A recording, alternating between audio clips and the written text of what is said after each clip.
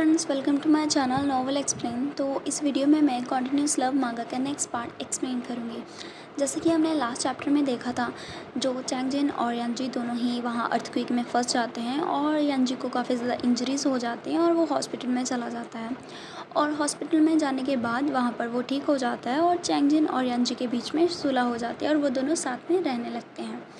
अभी हम इस एपिसोड में देखते हैं 2 मंथ बीत जाते हैं और जो चैंगजिन होता है और यंजी वो दोनों भी सेटल हो जाते हैं। और हम देखते हैं जो हमारा होता है चैंगली, वो हॉस्पिटल में होता है और उसके साथ होता है उसका बेबी, उसकी डिलीवरी हो जाती है और इसी वजह से उन लोगों ने थोड़ी सी पार्टी रखी होती है। अभी हम देखते हैं पार्टी में सभी लोग आए होते हैं और हम चैंगजिन और यंजी का सीन देखते हैं, जहाँ पर यंजी चैंगजिन को सी ऑफ करने के लिए आता है और चैंगजिन उससे बोलता है कि मैंने तुम्हें कहा था ना मुझे पिक मत करने आना, मैं खुद से चला जाऊँगा। ये तुम्हारे लिए कितना ज़्यादा इनकन्वीनियंट रहा होगा ऐसे व्हील चेयर पर आगे पीछे होना।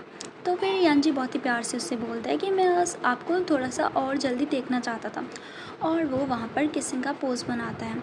तो चैंगजिन को ऐसा करना ही पड़ता है। और अभी हम देखते हैं चैंगजिन सोच रहा होता है कि कम से कम इसने ये तो सीख लिया कि दूसरे लोगों की रिस्पेक्ट कैसे की जाती है। अभी जो यंजी है ना काफ़ी ज़्यादा स्मार्ट हो गया है, वो पहले की तरह मुझे किसी भी चीज़ के लिए फोर्स नहीं करता। इसके अलावा वो अभी बेबी की तरह एक्ट करता है। तभी हम देखते हैं चैंगजिन यंजी को बोलता है कि अभी हम जल्दी से चैंगली के हाउस में जाते हैं, मैंने अभी तक बेबी को नहीं देखा है, ना ही ये देखा है कि वो क्या कर रहे हैं। तो यंजी उससे बोलता है कि उसका जो बेबी है ना वो बिल्कुल ही चैंगली की तरह है, वो बहुत ही ज़्यादा सिली है और थोड़ा सा स्वीट दिखता है। मैं तो बस ये होप कर रहा हूँ कि जो बच्चे का ब्रेन है ना वो जनरल लू की तरह हो। अगर उसकी तरह नहीं हुआ तो हमारे फ्यूचर में वो बहुत ही ज़्यादा टेरिबल होगा। तो उसके बाद सुन के जो चैंगजिन है वो गुस्सा हो जाता है और उससे बोलता है कि चैंगली बहुत ही अच्छा लड़का है। तो यंजी बोलता है कि हाँ बहुत ही अच्छा लड़का।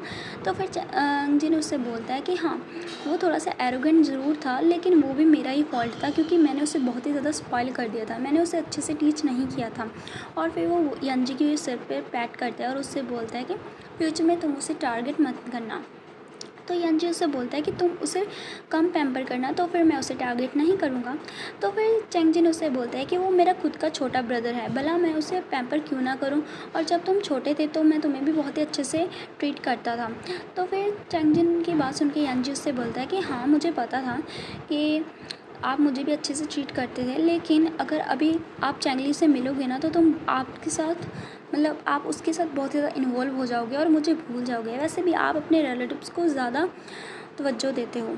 तभी वहाँ से वो दोनों जाने लगते हैं और जो चैंगजिन है वो यंजी को उठाने की कोशिश करता है। तो यंजी उससे बोलता है कि मैं खुद से चला जाऊँगा, आपको ऐसे प्रॉब्लम होगी और वैसे भी मैं भारी हूँ। तो चैंगजिन उससे बोलता है कि इन 2 मंथ्स में तुमने काफ़ी ज़्यादा वेट लॉस किया है, तो मुझे तुम्हें उठाना बिल्कुल भी और नहीं होगा। तो फिर जो यंजी खुश हो जाता है और वो दोनों गाड़ी में होते हैं और वो दोनों अच्छे से टाइम स्पेंड कर रहे होते हैं। तभी हम देखते हैं वहाँ पर वो दोनों रोमांस कर रहे होते हैं। तभी अचानक से उनकी जो कार की होती है विंडो, वो कोई ओपन करता है और वो कोई और नहीं चैंगली होता है, जो कि बोल रहा होता है कि अब आप लोग हमारे घर तक आ ही गए थे तो आप अंदर क्यों नहीं आए भैया, आपको पता है ना मैं आपका कितना ज़्यादा वेट कर रहा था और ये ज़रूर यंजी की गलती होगी जिसने आपको डिले किया। तभी बोलते बोलते वो रुक जाता है क्योंकि वो सामने देखते हैं उन दोनों को उस तरह की पोजीशन में। और फिर वो उससे बोलता है कि यंजी तुम क्या कर रहे हो। तभी यंजी उससे बोलता है कि हम दोनों ज़्यादा एफेक्शनेट हैं तुम लोगों से ज़्यादा, वैसे भी हम दोनों ज़्यादा रोमांटिक है, और वो उसके साथ कंपटीशन करने लगता है। तभी जो चैंगजिन है उन दोनों को शांत कराता है और उससे बोलता है कि मैं तुम्हारे लिए गिफ्ट लेकर आया हूँ, और वो उसे अपना गिफ्ट दिखाता है। तभी जो यंजी है वो भी उसे गिफ्ट देता है और उसमें उसकी बेबी की बड़ी सारी पिक्चर होती है। तभी चैंगजिन उससे बोलता है यंजी से कि तुम्हें इतना ज़्यादा प्रीशियस गिफ्ट लाने की क्या ज़रूरत थी, क्योंकि उसमें बहुत ही बड़े बड़े डायमंड होते हैं जो कि बहुत ही ज़्यादा रेयर होते हैं। तो यंजी उससे बोलता है कि मनी की कोई भी प्रॉब्लम नहीं है मेरे लिए, और इसके अलावा आपके लिए जो चैंगली है वो काफ़ी ज़्यादा मैटर करता है, तो मुझे उसे थोड़ा सा इम्पोर्टेंस तो देनी ही होगी। इसके अलावा आप उसे कहिए कि आप वो मुझसे अच्छे से बात करे और मेरे साथ अच्छे से बिहेव करे, क्योंकि वो हमेशा ही मुझसे फ़ाइट करता रहता है। तो फिर चैंगजिन उसकी बात सुन के थोड़ी शाय कर करता है और उससे बोलता है ठीक है, फिर मैं उसे बाद में एक्सप्लेन कर दूँगा और उससे कहूँगा कि तुमसे अच्छे से बिहेव करें। तभी हम देखते हैं वो अंदर आ जाते हैं और वो हमारी जो पार्टी है मतलब इस लड़की की, वो सेलिब्रेट करते हैं। और जो उनका बेबी होता है, अभी उसका कोई नाम नहीं रखा होता उन्होंने। जो चैंगजिन है ना, वो उसे काफ़ी ज़्यादा अच्छे से ट्रीट कर रहा होता है। ये देख के चंजी काफ़ी ज़्यादा जल रहा होता है और ऐसे ही थोड़ा टाइम बीत जाता है। तभी जो चैंगजिन है ना, वो यंजी से बोलता है कि मैं आज रात घर नहीं आने वाला, क्योंकि मैं कितने दिनों से चैंगली से नहीं मिला हूँ और मुझे बेबी से भी काफ़ी सारी बातें करनी है। तो यंजी उससे बोलता है कि ब्रदर शू, अगर आप ऐसा करोगे तो मेरा क्या होगा। तभी चैंगली उससे बोलता है कि ऑफ कोर्स तुम वापस घर जा रहे हो, क्या तुम चाहते हो मेरा हस्बैंड तुम्हें घर छोड़ कर आए।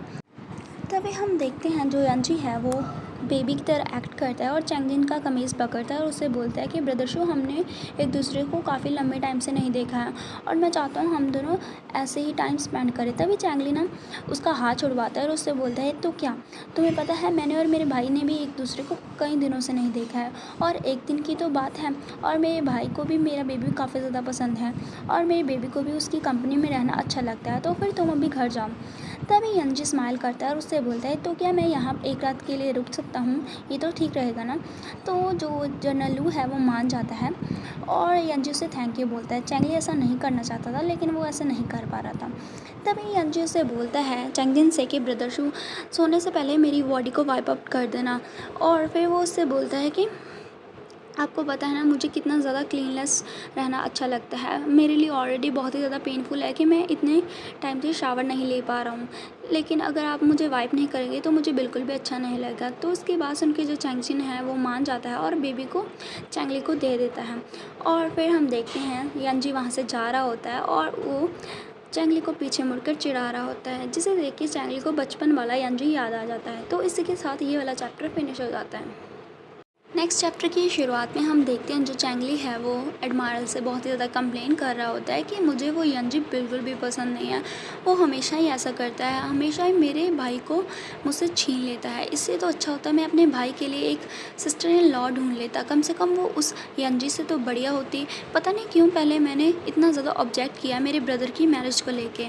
तभी जो एडमायरल है वो उससे बोलता है कि तुम दूसरों के बिज़नेस में इतना मत घुसो, चलो अब हम सोने चलते हैं, तुम जाके शावर ले लो।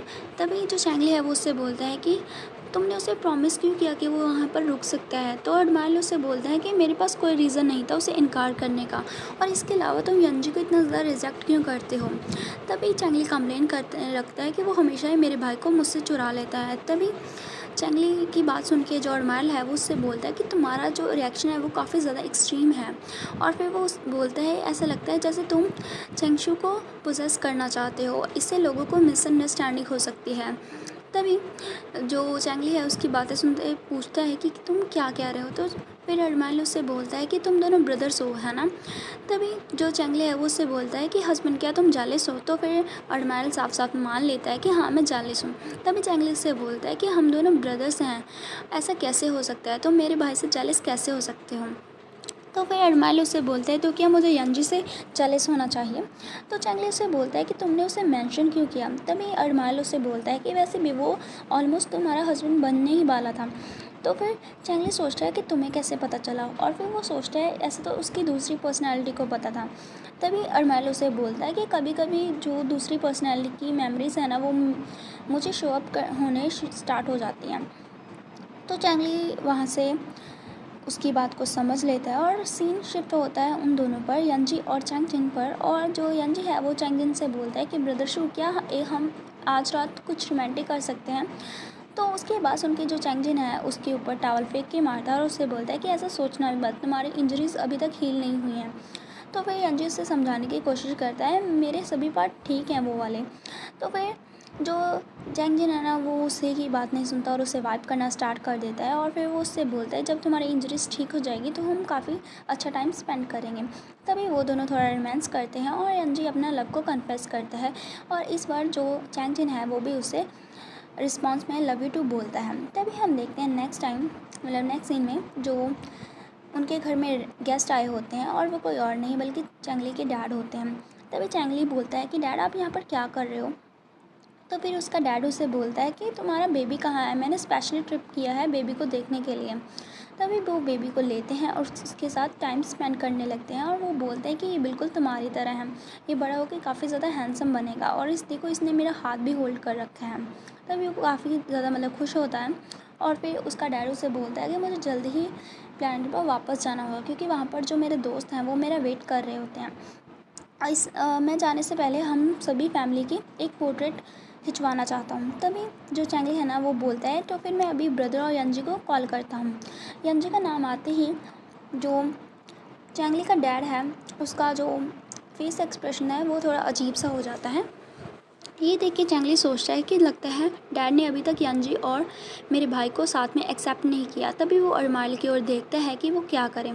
तभी वहाँ पर वो सभी लोग आ जाते हैं और फिर डैड उसे बोलते हैं चैंगजिन को कि मैंने अभी तक यंजी को एक्सेप्ट नहीं किया है, बल्कि ऐसा है यंजी ने तुम्हें वहाँ पर बचाया था इसलिए मुझे इसे बर्दाश्त करना पड़ रहा है। ऐसा मत सोचना कि मैंने तुम लोगों को एक्सेप्ट कर लिया है। तभी जो चैंगजिन है ना वो कुछ भी नहीं कह पाता। तभी उसका डैड बोलता है कि चलो साथ में फ़ोटो लेते हैं। तभी यंजी है ना वो वहाँ पर व्हीलचेयर से खड़ा होता है और चैंगजिन उसे मना करता है, लेकिन यंजी बोलता है थोड़ी देर के लिए खड़े होने से कुछ भी नहीं होगा।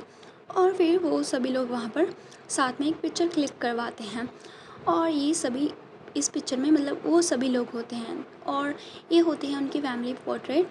और इसी के साथ ये वाला सीन यहीं पे कट हो जाता है।